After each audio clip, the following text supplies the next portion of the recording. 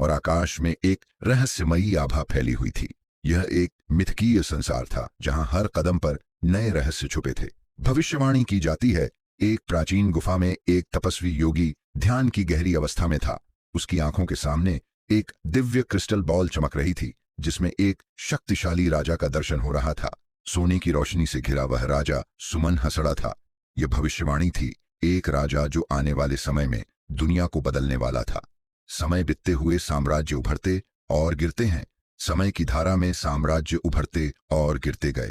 महल खंडहर में बदल गए, ध्वज हवा में उड़ते रहे और हर एक साम्राज्य की कहानी एक नए अध्याय की शुरुआत और अंत का रूप लेती गई।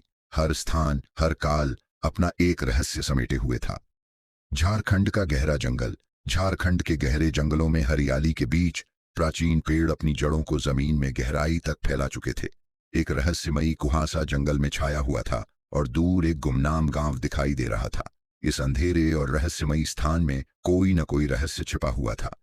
गहरे जंगल के बीच एक साधारण आदिवासी घर में एक नवजात शिशु का जन्म हुआ।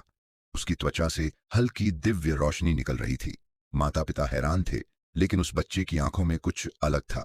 वे जानते थे कि यह बच्चा केवल एक सामान्य बच्चा नहीं है, बल्कि एक भविष्य का राजा है। जब सुमन की आंखें आकाश की ओर उठीं, तो उनके अंदर एक अद्भुत चमक थी। उनके चारों ओर दिव्य प्रतीक हल्के से आकर प्रकट हो रहे थे। आकाश में तारे चमक रहे थे और वातावरण में एक रहस्यमयी शांति छाई हुई थी। गांव वाले सुमन को देखकर हैरान हो जाते हैं। गांव वाले सुमन को घेर कर खड़े थे। उसकी उपस्थिति में कुछ अलग ही बात थी। उनकी आंखों में घबराहट थी और वे बारी बारी से उस पर उंगली उठा रहे थे।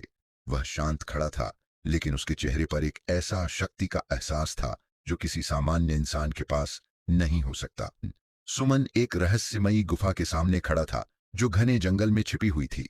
गुफा के द्वार पर चमकते हुए अद्भुत शिल्प उकेरे गए थे और चारों ओर कुहासा फैला हुआ था।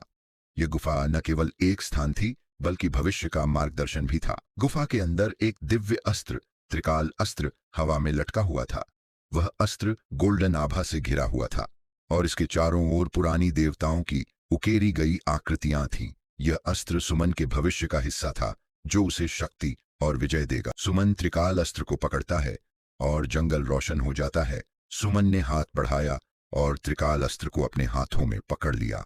जैसे ही अस्त्र उसके हाथ में आया, एक तेज रोशनी का विस्फोट हुआ और पूरा जंगल स्वर्णिम आभा से भर गया। आसमान में पक्षी उड़ने लगे और वातावरण में दिव्य ऊर्जा की लहरें दौड़ने लगीं। यह शक्तिशाली अस्त्र अब सुमन की शक्ति का प्रतीक बन चुका था।